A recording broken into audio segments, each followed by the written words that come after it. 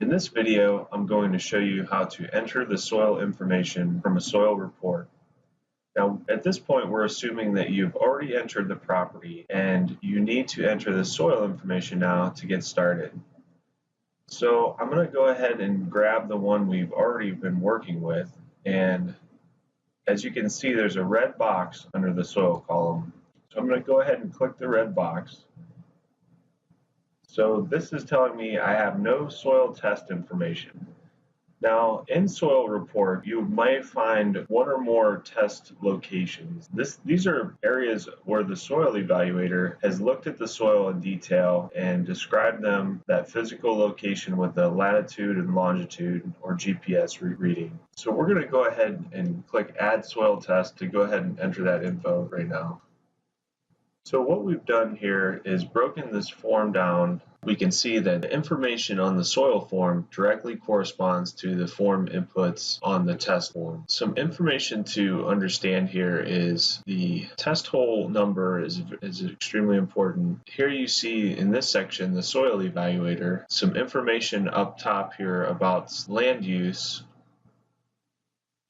information about the general location of the test pit, the soil method, and also the limiting conditions.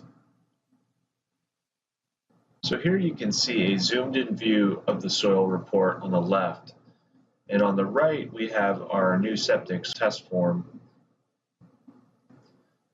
So what you can see that the categories of limiting conditions directly correspond to the form inputs on the right. One thing to note here is this particular evaluator had noted NA, or not applicable, for bedrock.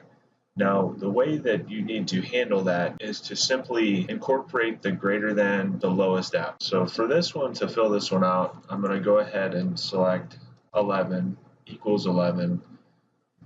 It's important to note that the equal or the greater than or equal sign is important when filling this form out. So I'm going to select greater than 51 for the parent water table, greater than 51 for the high permeability material. And now, since the evaluator had noted not applicable for bedrock, I'm going to go ahead and put in the greater than 51 as well.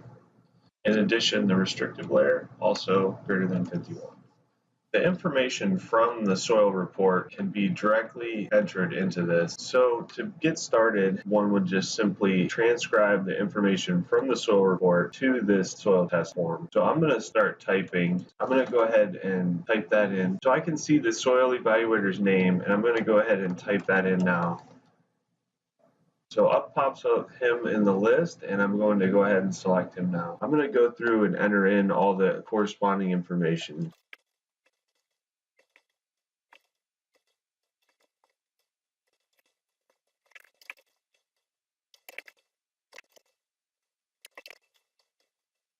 The soil method can be found here on the soil report. The bottom section is where you enter the limiting conditions from the soil report. The limiting conditions are really important because they help generate options for wastewater treatment. So try and be as accurate as possible when entering these in, and also take note of the equal or greater than sign, which is often used in the report. So I'm going to go ahead and fill this out,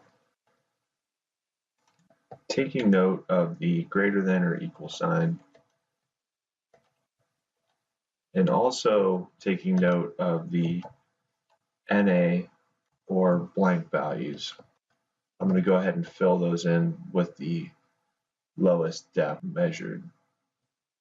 So it looks like we have all the data. I'm going to go ahead and save this.